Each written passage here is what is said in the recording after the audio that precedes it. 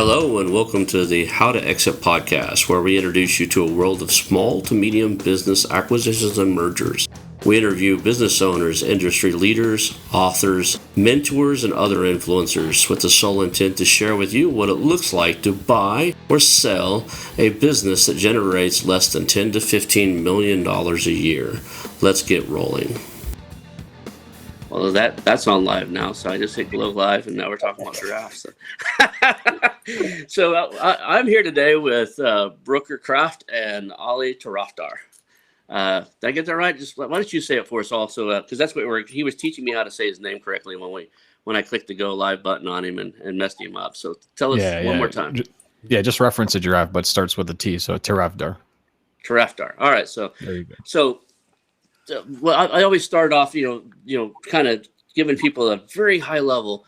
So Ali and Brucker have created a company inside of the acquisitions and merger space that address a very unique market opportunity that we all see is coming.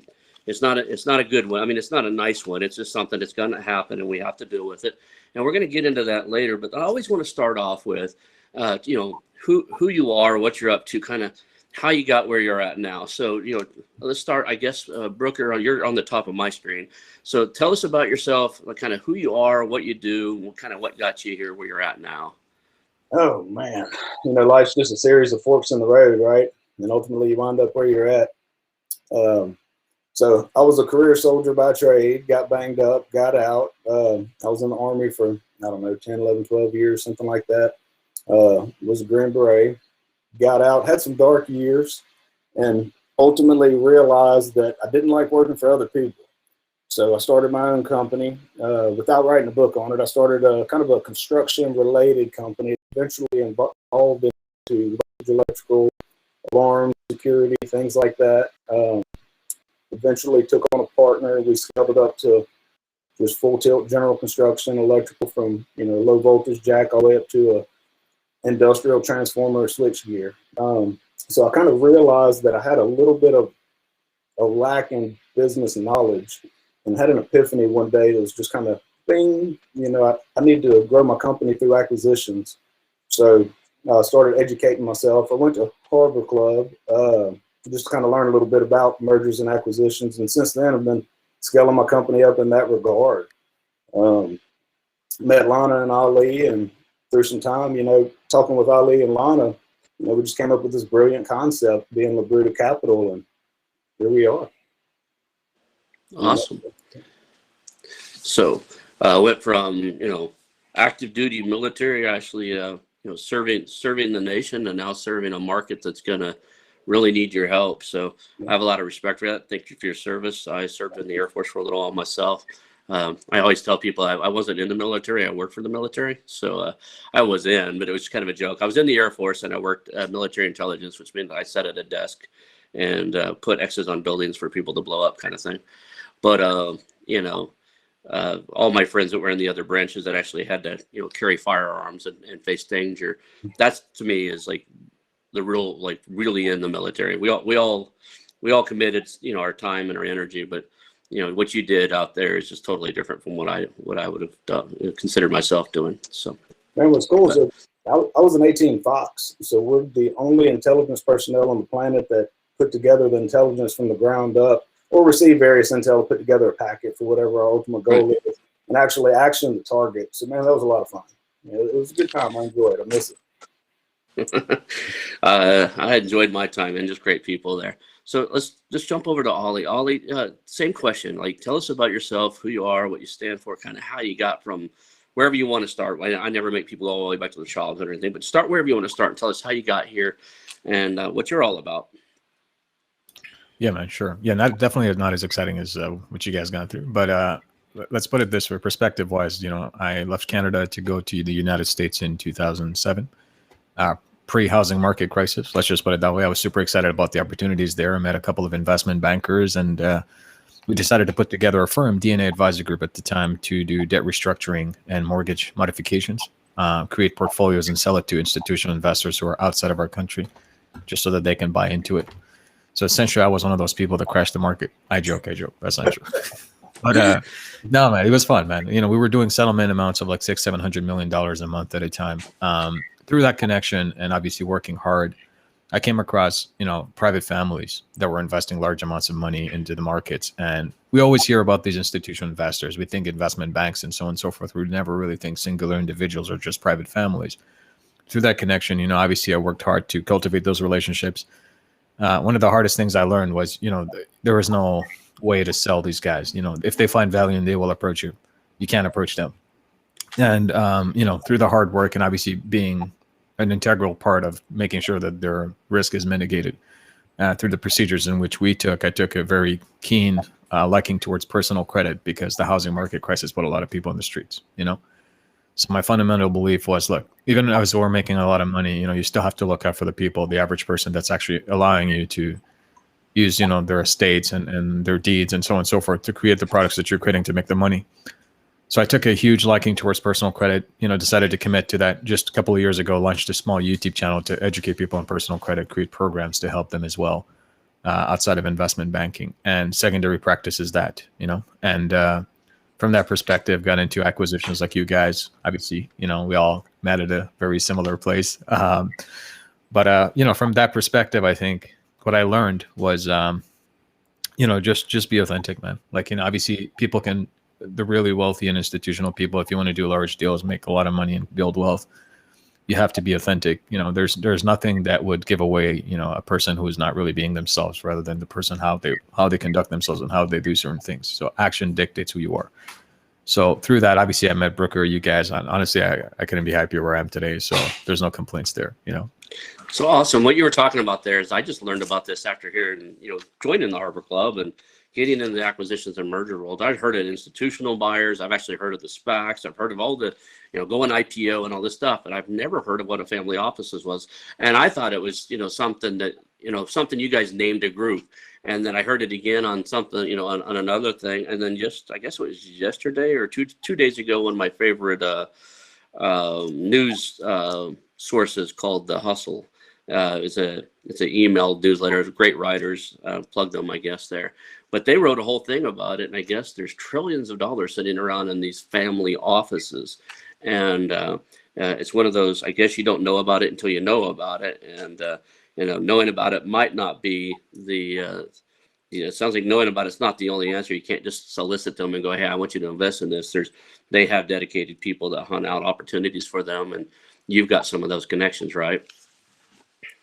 Exactly. Awesome. That's right.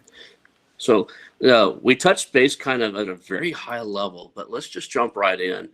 Tell me about Labruta Capital and what makes it unique. Tell the listeners, you know, what your unique proposition is here. What are you addressing into the market space that we all see coming? You want to take it out, Lee, or you want me to jump on it? Go for it, Brucker. I'd like to have it. You know, due to COVID, various economic influences at the moment, the American economy's taken one hell of a lick. Okay, business owners are surviving on PPP loans, EIDL loans, various state grants, and they're unable to conduct business as they were, and business owners are becoming more and more distressed by the day. They're finding themselves just buried in debt, and essentially, you know, a lot of these businesses are in high distress, borderline insolvent, and getting ready to go bankrupt. So, you know, we were discussing it, and what we realized is that what we've done is we've put together the ability to come in and separate the business owners from borderline insolvent, distressed businesses, from their debt, from their personal guarantees, preserve the integrity of the business, okay, as long as it meets certain criteria, i.e. one of those that we create a massive or a substantial delta by removing the debt from the business. And a delta is just a ratio saying that it becomes profitable, whereas currently in the debt, with the debt load that it has, it's not. So really, it's really altruistic, Ron. We have the ability to save the economy one business at a time, preserve the livelihoods of the employees in the business, provide them the ability to keep putting food in their children's mouths, save the business itself, ergo further and impacting the economy in a positive way, and save the business owners from, you know, essentially foreclosure, losing their assets and losing their livelihoods. And that's, you know, that's really our end goal. That's what we're going for here.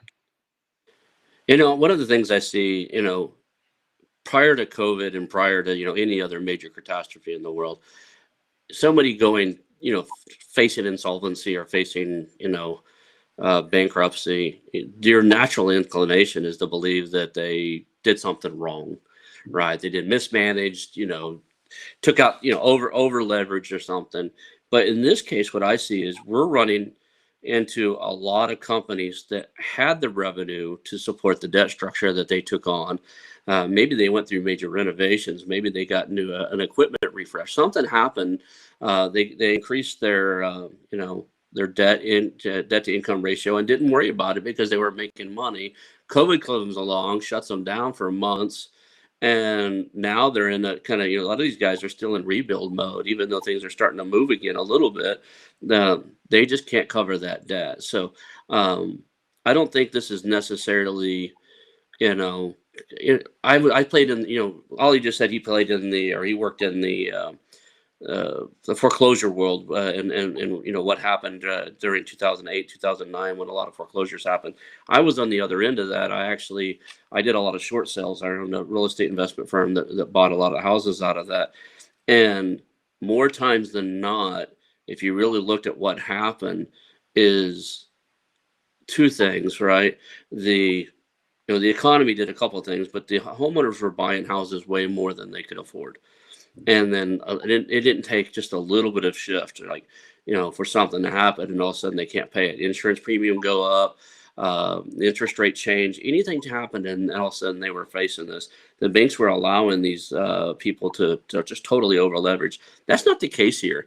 These are good These are good business owners, and in the most part, these are good business owners who made sound decisions. And the one thing they didn't do is disaster planning, right? What if the world turns upside down tomorrow? And that's just, I don't know too many business owners that do that.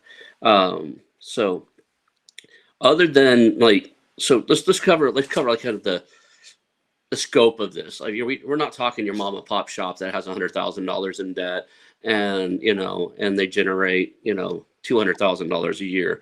What's the scale that you're looking for inside of this program? Yeah, that's a good question.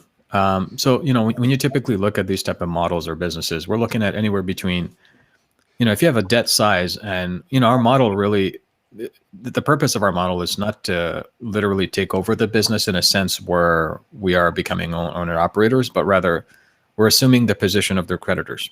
Like, that's what we're doing. Our initial responsibility is like any, if you look back at the foreclosure industry, Ron, as you're familiar with this, is you would assume a position of a lender, and then you'd go through strategic foreclosure processes to, amicably end a certain default situation, right? The same is here in the business side of things, where we'd step in and we're assuming the role and responsibility of the creditors, in which we are doing something called a friendly foreclosure. The purpose here is to replace their initial creditors. And therefore, for us to actually consider a business that would be worth it for us, we're typically looking at the creditor's size and worthiness should be at minimum 500,000. And even at that, we get challenges, because you have to keep in mind that the people who are siding with us are institutional investors and family offices. We don't have any small investors. And when you're putting out dry powder, which is liquidity sitting in the banks, some of these guys have assets of a minimum $100 million. Right? And they need to deploy them as quickly and as efficiently as possible while making the maximum impact. Hence the reason our business model makes sense. So at best and minimum is 500,000. It can go as high as 250 million, which may be, co-partnering one or two other families. The objective here is, if that's the size that we're dealing with, usually what happens is the process is a lot easier, because the paperwork as which we would do for 500,000 is almost as anything similar, or if not easier, with 250 million. Because it's a lot more institutionalized. The documentation is a more streamlined process with those debt sizes, because they covered their tracks really well, in a good way, that is. So that's the typical size and range. Now that's a huge range, but this gives you an idea and perspective of how we work and why this would make sense for us. And from an investor's point of view, somebody like myself who would find one of these companies and bring it to you, we're looking at what's the value on the other side, right? We're looking for, if the debt was negotiated off and the debt structure was more favorable to the business, would this be a business, that, you know, could be grown, repackaged, sold, you know, what's the real value on the other end of it, right? So most of the time, that's not going to be a huge problem. So I think I was reading some of the stuff you guys have, and it sounds like one of the things that I caught on is you had three key phrases you like to use, and I'm going to read that. It's called preservation, protection, and freedom. So tell me about where that came from. Is it preservation of the jobs and stuff? You guys talked about a little bit about that the last time I spoke to you. It's preservation of everything, Ron. You know, preservation of the business owner. Like you said, a lot of these business owners weren't mismanaging their business. They just weren't capitalized well enough to keep their head afloat through these storms of times that we're in economically, and for the business owners. You know, so it's preserving the business owner's financial integrity, their credit, their livelihood, their assets. It's preserving the jobs of the employees, and it's preserving the business itself. So I can see, you know, that's a huge impact. You know, right now, I honestly think that there's a lot of people counting on another EIDL loan or another PPP loan coming out, and at some point that all stops. Yeah. And when it all stops, if they haven't been in full, recovery, I think you guys are doing this, you know, with foresight to see that this is coming.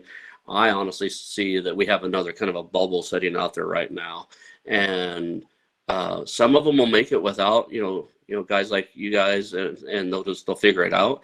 And other ones are just going to absolutely have one or two choices, right? And that's to lay everybody off, you know, try to save as many assets as they can when they go through bankruptcy, put at risk their personal assets, their personal liabilities, all the stuff that goes along with going through a foreclosure, or going through, in this case, a business bankruptcy. And, you know, those debtors trying to recover assets. So one of the things that caught my attention is you spent a little bit of time in addressing, or tell me about addressing the business owner's personal liabilities, and making sure they, you know, they have a safe exit or a safe avenue out of the mess that has been created by this situation. Sure. So if you look at it in a situation and a perspective, a lot of business owners, you're right, Ron, you know, and Brucker even addressed this, is, you know, you guys are looking at perspective of how the businesses are undergoing support right now. EDILs, PPPs, additional loan structures that are provided by government, incentivized. You know, I'm going to give you this answer, but in a holistic approach. Right? Allow me a couple of minutes so that everybody gets a clear perspective of why this makes sense. I'm thinking of it not just from a perspective of an economist, but also as a banker, and a person coming in from the Federal Reserve side of the matter in terms of an analyst. And if you continuously start supporting and printing money and providing substance to business owners to continue surviving and thriving, what happens is, at the capacity of how business owners are operating due to COVID restrictions, you're already having like 20, 30% capacity at best. Some of the businesses, service-based industries, obviously we can see a huge bash in that, because what you used to have, where you'd have to eat into the restaurant space, or you'd go out and you'd give tips and so on and so forth, that used to rotate the economy quite nicely, right? On the other side of it is, there are certain levels of quantitative easing that's going to cost inflationary, you know, in a situation of inflationary things, to have the standard of living going really, really high. At which point the supporting infrastructure is not possible, unless otherwise you're taxing up the wazoo.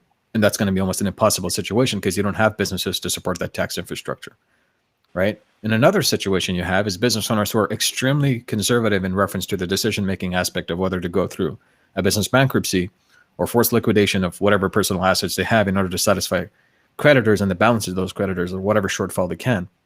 And the reason as to why is because they're already too deep in to actually even consider that as an option. So with all that said, when you're personally guaranteed, like including EDIL, you know, they're actually personally guaranteed there as well. They don't know this, but it is a fact, right? So when you're personally guaranteed, you have personal assets that you really have to consider, you know, the risk element of those personal assets. So a business owner is always going to have a very hard decision coming to that realization that, okay, well, I have no choice but to do this and execute this, because it is what it is, right? So if that be the case, what's going to happen is, now they're stuck between a hard place and a rock, because the decision-making factor is impeded by the ability to think clearly, because there's personal involvement in that. There's their sensation of personal, emotional level of thinking about family, about, you know, preserving of those assets, right? So one of the biggest things that we do, and the reason why Labruta makes sense, is because we realize that, right? Before we even step into the transaction, we look at a person's, business owner's personal balance sheet. We realize that that's an issue. We have programs in which if they have personal assets and they wouldn't otherwise qualify for a program, or the creditors may have to go after them, is we can actually set those assets and put them in a protective custody. And this is the biggest tool that we have. And on top of that, I'm pretty sure, Ron, you already know what kind of assets and structures we put together. But the way in which we do it, the business covers all those costs because of the restructuring model we initiate. When that happens, you'd qualify for our program. And upon us taking the position of your first position creditor, there are secondary creditors you've signed personal guarantees with. But the beauty is the business would be restructured in a sense to cover those obligations for you. It's the one and only insurance program in the United States by far that I know of that we can say we confidently can preserve the personal guarantee of business owners and create a protection plan around that. And hence the reason we have the freedom word at the end of the 3, right? So now they can go out there and hopefully in the future do another business and so on and so forth without worrying about where their personal assets are going, whether they have to liquidate, whether they have to get wage garnishment for the next 60 years because they have $2 million to pay and so on and so forth. So all these type of things are in consideration. So this is why Labruta Capital exists. We thought about all the different angles that possibly can go wrong and will go wrong. Murphy's Law, that's our best friend in these type of transactions, just a heads up. But we look at all that and, we calculate everything we can, and then we structure that. So I hope that answers your question. I know it's a very long answer, but it needed to be as clear as possible. No, I think it is clear. So what's that?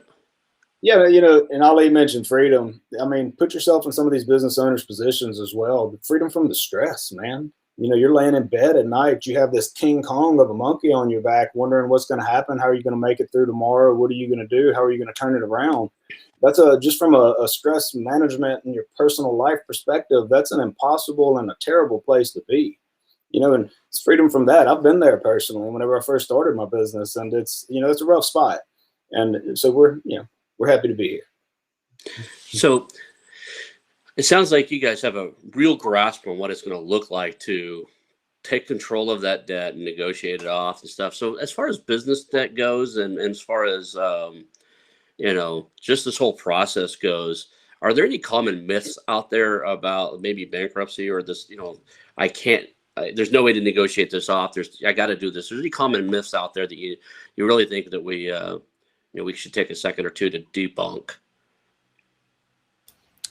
Yeah, I mean, and Brucker, if you're okay with this, I'd like to give it a nice little. All right.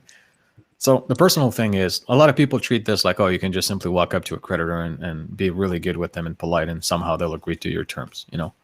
The reality is everybody's hurting. Creditors have toxic debt right now that's sitting on their balance sheets as well, and their incentive is recovery. It's not necessarily to step in and run your business or operations. They're already looking at how to liquidate those assets. So the biggest misconceptions I see a lot of business owners make is thinking that somehow everything is negotiable, right? And the reality is not at this time, right? Not at this time. And the reason I say not at this time is because the expectation of this whole situation with the pandemic and COVID was a 2 to 3 month time frame at best, with isolation, self-care, certain types of restrictive business practices that would somehow slowly but surely remove all this type of situation with people falling sick or hospitalization infrastructures being at full capacity and eventually slow things down. That was an anticipation. Now, however, that was a completely miscalculated anticipation, because human factor is, these things you cannot control that. You have to be very cautious in how that happens.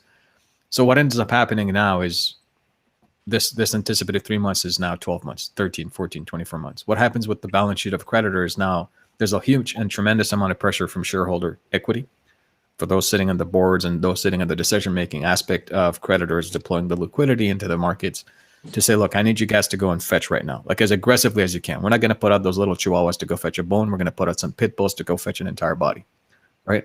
And that's what it is. And they're, albeit it's a very politically correct way of saying it, if you look at the situation, it's as aggressive as they can possibly be, but passive aggressive.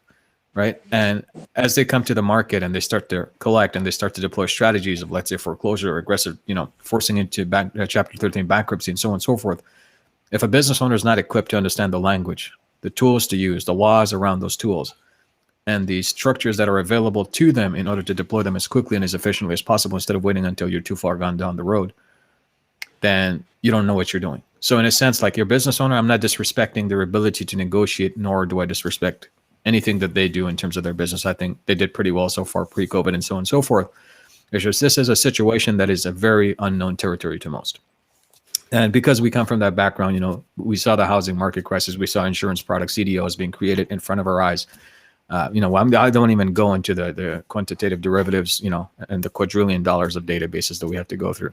But if you look at the situation and how that unfolded really rapidly and quickly, and the government programs that were put into place to essentially, how do we say, bail those situations out? Guess what? Back in the day, taxpayer dollars were supporting that. Today, though, taxpayer dollar is, well, how much person capacity? Barely any. You see what I'm saying? On top of that, they're printing money to support. So can you imagine the level of aggression, the frustration that's happening behind the scene, and the planning that's going to go into making sure that creditors are whole and to make sure that nobody's going to lose, right? So business owners have to understand that narrative before they even approach this. Once they understand that narrative, then they have to leave it to professionals who understand the space and have gone through that shade, and they're already seen a certain type of event that happened in the past that we would have undergone and understood it, you know, in a very sincere level, to be able to give the guidance and support that we need and create the infrastructure for them to ride on that support. And it's not any type of, you know, programs that you can just say, I need a grant or I'll negotiate with my creditor. It's a completely different conversation in that perspective, right? So I hope that makes sense. I think it does. I think that there's a parallel inside of when we did the, you know, home foreclosures and negotiating debts off of real property, that, you know, real estate assets. And I would constantly get calls where, well, you know, I got your letter, but I talked to my bank and they're not going to allow a short seller. They're not going to negotiate on debt. And the common, you know, theme with that was like, look, they told you that, but they cannot tell me that. I know the laws, the rules, and I know who to report them to if they don't. Right. So let's take a look at your financial situation. I'll tell you if you're qualified. I'll show you, you know, where you're, where you're qualified and where you're not, because I know the process. And if I think we can do it, we'll take it on. Our service is free. So I think that there's a little bit of that too.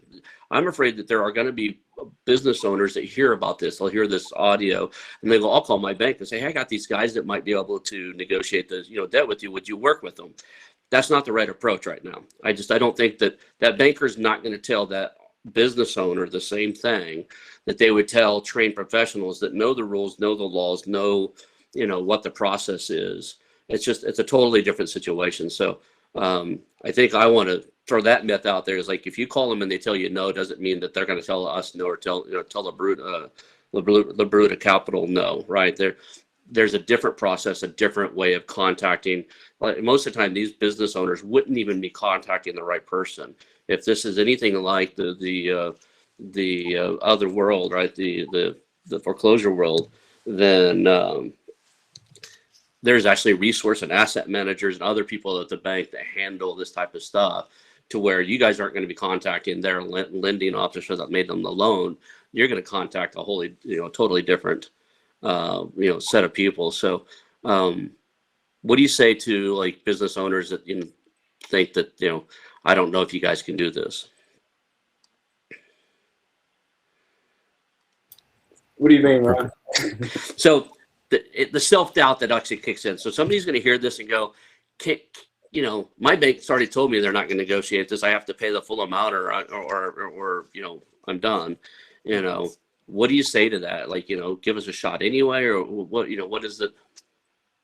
Reach out to us and call us. It's kind of like in every aspect of business, or at least in all of my businesses, I try to find someone better at it than me, right? And that's why they're all doing so well. I realize that sometimes I have to get out the way for it to see its ultimate success. And it's kind of the same thing for business owners in this position. It is similarly parallel to a real estate short sale, but it's infinitely larger. It's like that on an infinite amount of steroids. It's just a monster whenever you get into massive business debt. And they may tell a business owner that, but that's not the reality of it. Bankers realize their books are highly toxic. Like Ali said, they have tons and tons of bad debt on them, especially right now. The lending institutions, for the most part, need us just as much as the business owners and the businesses do, to a degree. But sometimes you have to get out of your own way to achieve your ultimate success, right? Find somebody better at it than you that actually knows what they're doing. Awesome. So we all see this coming, and I'm going to tell you to put on your fortune teller hat, pull out your tarot cards, whatever it takes to forecast the future for me now. Are we looking at this starting to trickle in, say in the next quarter or so, or is this just going to blast us toward at some point? What is your gut feeling on how fast it's going to dial up? Kind of if you really look what happened inside of 2007, 2008, 2009 with the housing bubble, it happened pretty fast.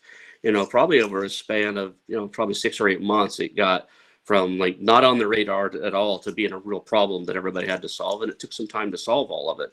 Are we looking at that here? Is this going to just ramp up super fast, or what's your prediction? You guys, you're the ones with your eyes on this ball. Where's it going? Where's it coming from? So I'm not even predicting it personally. I've been in conversations with high-level officials in multiple banking institutions and friends of mine that are in those positions, and the writing's on the wall. Business owners and businesses in general are in absolute survival mode right now. A lot of the things that you mentioned with businesses that are going to happen, i.e. mass layoffs, surviving off the government grants and subsidies and whatnot, that's already taken place.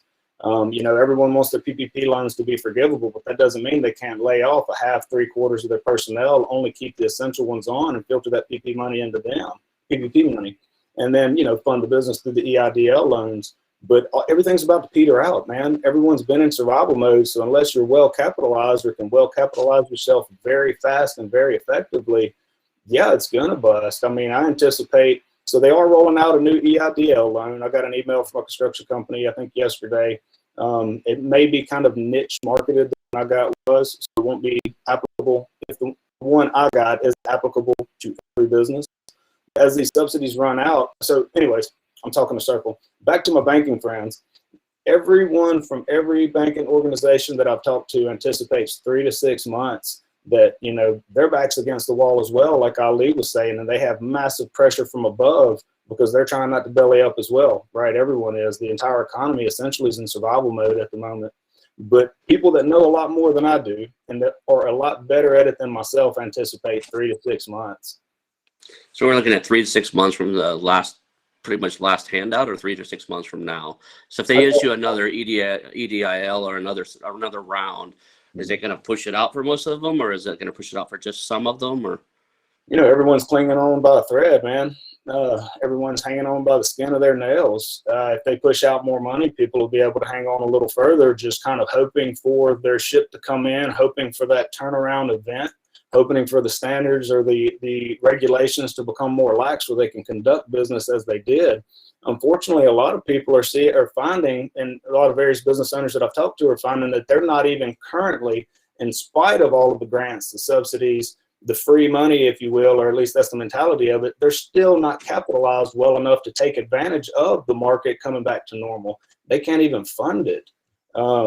So if they do roll out another set of EIDL loans and PPP loans, man, that's strictly survival mode. That's not enough. That's enough money to maintain existence, but it's not enough money to reinitiate operations for a large portion of businesses out there, especially ones with massive overhead and lower profit margins. Manufacturing spaces. I think we lost Ali. But he just texted me. Yep. So let's have him jump back on. I think it was his connection. Yeah. Does that answer your question, Ron? It does. Hopefully he'll jump right back on. Yeah. And so I'm pretty sure that was his connection because the rest of it looks pretty good here. So yeah, pretty strong on my end.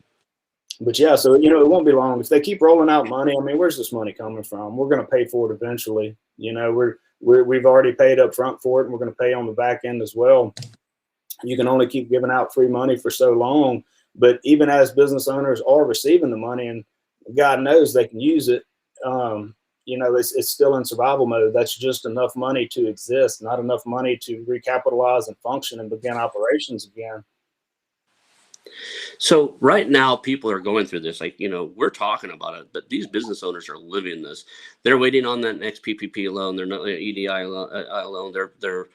They're trying to shift, or what do you want to call it? Make a change to adapt to this market, and they're struggling. What piece of advice should we offer them now, as far as look, keep us on your radar, or like it's never too early to talk to you guys, or what can you say to somebody that's like right they're in the mix, they're listening to this, they're trying to find a way out?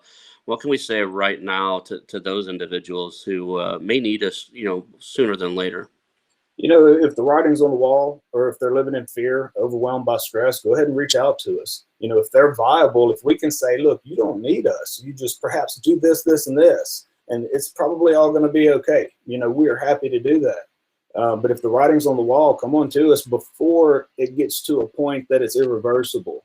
You can only ride a ship so far beneath the water before you're at the bottom of the sea, right? But if they can hang on, reach out to us regardless. We're all very kind-hearted people. We want to see everyone succeed. That's the reason that we're doing this, is the preservation of, businesses, owners, employees. It's a terrible place to be whenever you get laid off and you have to figure out how to pay your mortgage, pay your car notes, put food on the table, buy your kids the new school uniforms because the other ones are too small. And we're trying to prevent it, essentially. And if they have that perspective right now, if they feel like that is inevitably going to happen, go ahead and come to us while we still have something to work with. Okay, I got it. So are there any resources out there right now that can help them along the way? I know there's the Small Business Administration and some other stuff, SCORE and those type of things. But if they're in the mix, right, and they're actually like not knowing whether or not they're going to survive, what are the resources out there that they can reach out to get some assistance, either guidance wise or, maybe financial? All right. Brucker, you want to answer this? No, you go ahead. All right, man. I like Yeah, so it's always funny because I see Brucker is ready and I'm ready. I'm like, oh, let me just give it to Brucker. But, the way it is, Ron, is obviously SBA and other resources, scores and stuff, their support is there for in their head, they're prescribing that you somehow have an operational business and you're not too far gone down the road, like I always say, and you have some sort of sustainable element there. Unfortunately, a lot of times when we look at things, let's look at it in a perspective of like everyday living. We look at, oh my God, I got to go to the doctor, because it's a reactive situation. It's never a preventive, right? Same thing with, oh my God, I got sued. I need a lawyer today. Again, a reactive situation. Why would you not prevent this lawsuit from happening, right? Or this disease from happening? The same consideration is, these resources, if you're thinking, oh my God, I'm anticipating a big contract for my business. Hopefully the cash flow will help us go for a couple of months. That anticipation is not guaranteed. It's an anticipation. What is guaranteed is what you have control over now. And what you have control over now is being preventive rather than reactive, right? So albeit there is a lot of ways to look at SBA and other resources and tools, I think the biggest resource you have, and the best one, if you have a proper team, that is your accountant and bookkeeper. And a lot of people would say, well, that's not true. They're just responsible for the bookkeeping. Not really. They're an arm of your business. If they're just doing accounting and they're replaceable and they're a commodity, they shouldn't be in your books in the business in the first place. Right? An accountant's responsibility is like R&D, tax credits, certain efficiencies in your system, helping you create IP, helping you create infrastructure that can help you support your business because they're doing the math for you every day and they're in touch with the government bodies that can help you and support you. So perhaps discuss and have a lengthy discussion with your accountants, and sit down with your team. Maybe they can come up with some ideas to help. A lot of business owners have way too much pride, and it's not a bad thing, but you got to let it go and you got to learn to communicate. And this is the time everybody's got to survive and look out for each other. So think of the accountant, think of educational platforms, think of your team, and ask if there are ways to come together and come up with a plan to see if there's a sustainable infrastructure we can work with. And at best, things don't work out, and obviously you behind everybody's head you have tried, and that's the first thing. Is it too late? No, that's why Labruta exists, right? But even at that, like I'm giving you guys resources of preventive strategies and reactive, and if you understand that as a principle, then you'll never lose in business, right? For example, a lot of people came to this realization, like you said, Ron, that they don't understand crisis management and so on and so forth. But if you think about it, there are intelligent businesses out there that they understood the model of captive insurance. It's a IRS tax strategy. It's a 10% you can give away to another LLC that you control, and you can put that money away. If you had 10 years of that, you basically had a pretty good year worth of revenue set aside for a business potentially to help you go through the hard times, at which point you can leverage this as a security to get a loan and so on and so forth.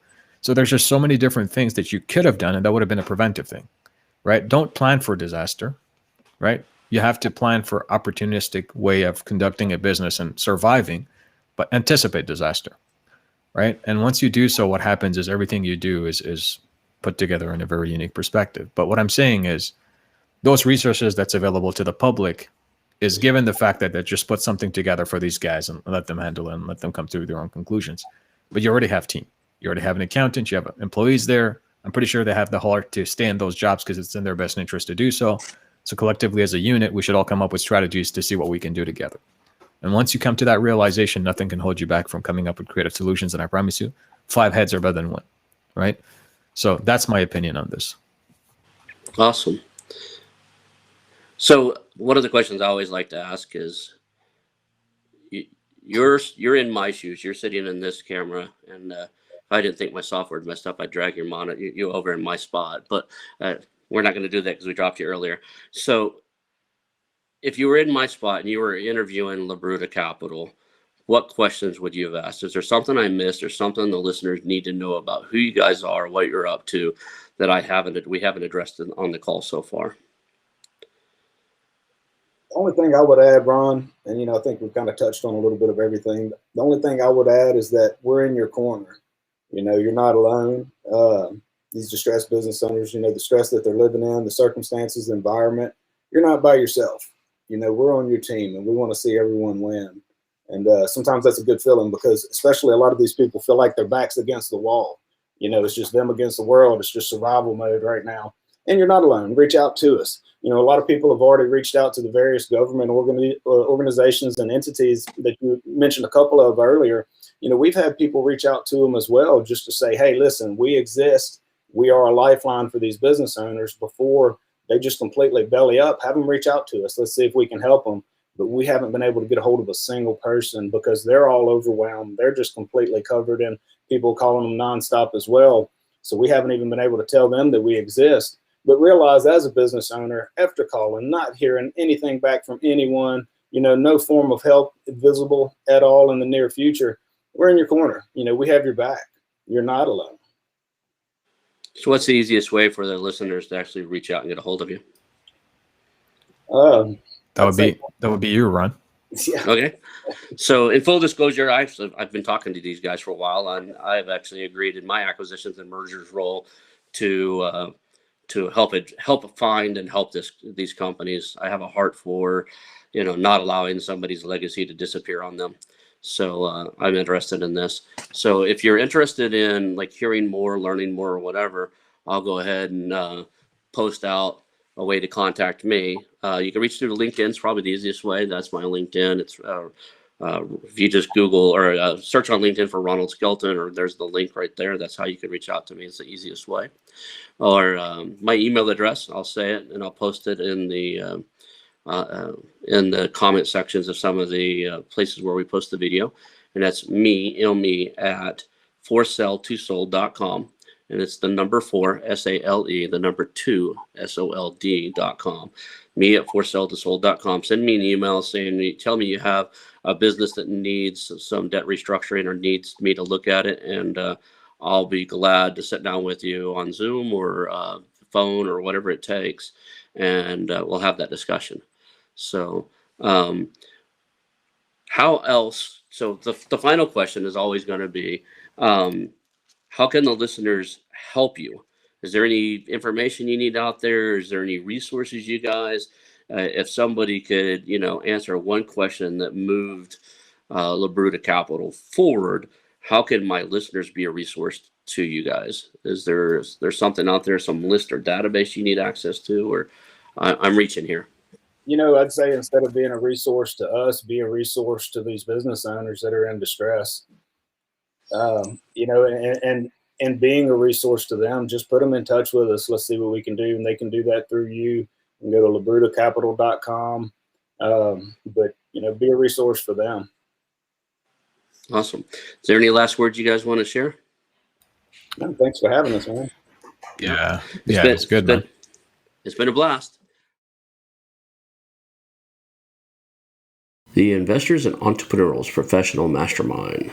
The Investors and Entrepreneur Professional Mastermind combines the traditional peer-to-peer mastermind introduced first in Napoleon Hill's famous book, Think and Grow Rich, with accountability partnering, where your peers help you ensure that you set goals, take actions, and get results. If you want to scale, blow past roadblocks, and achieve success faster than you might think is possible, I suggest you take a visit over to TIEPM.com. That's TIEPM.com and check out the Investors and Entrepreneurs